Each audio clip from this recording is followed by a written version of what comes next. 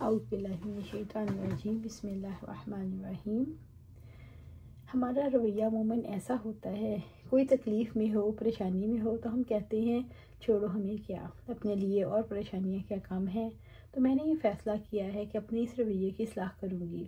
लोगों को तकलीफ़ और दुख को अपना दुख महसूस करना है और कोशिश करनी है इसमें कमी की जाए इंशाअल्लाह।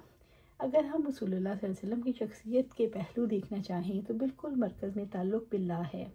आप सल्लल्लाहु अलैहि वसल्लम का अल्लाह ताला की ज़ात से ताल्लुक़। दूसरे दायरे में देखना चाहें तो आप सल्लल्लाहु अलैहि वसल्लम की ज़ात का दूसरे इंसानों से ताल्लुक़ है। दूसरों के लिए आप सल्लल्लाहु अलैहि वसल्लम की ज़ात क्या थी, उसवे हसना बेहतरीन नमूना। हर मैदान में आप सल्लल्लाहु अलैहि वसल्लम बेमिसाल रवैया रखते थे और इंसानों के साथ आप सल्लल्लाहु अलैहि वसल्लम के ताल्लुक़ की नौयत क्या थी। आप सल्लल्लाहु अलैहि वसल्लम के दूसरों के साथ कैसे ताल्लुकात थे। आखिरी महफिल में जो चीज़ हमें दिखाई देती है वो है खिदमत। खिदमत ही दावत है। इंसानों के दुख को जब एक इंसान अपना गम बना लेता है तो वो इत्मीनान हासिल करता है और वहीं से वो इस बड़े दुख से उसको बचाने की कोशिश भी करता है।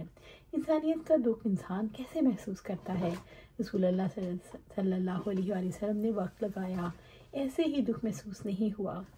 आप कहीं हम चलते फिरते रहें, सोते रहें, खाते पीते रहें और दुख महसूस होने शुरू हो जाएं तो कैसे महसूस होते हैं। सोचने से, गौर फिक्र करने से, तन्हाई में याद करने से तब इंसानों के दुख की तकलीफ़ें महसूस होती हैं। आज भी वैसा ही दौर है, वैसी ही मशक्क़तें हैं। एक बिखरा हुआ समाजी दौर भी है लेकिन मशक्क़त इतनी महसूस नहीं होती। अपने इर्द गिर्द बुराइयाँ देखते भी हैं फिर शायद उन्हें नज़रअंदाज कर देते हैं।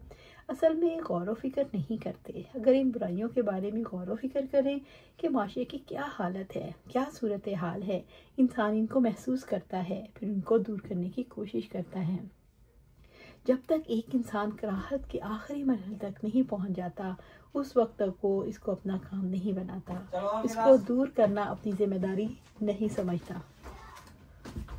मसलन घर के अंदर बहुत गंदगी फैली हुई है, आंधी आई है, अब आप किसी तरीके से बर्दाश्त नहीं करते।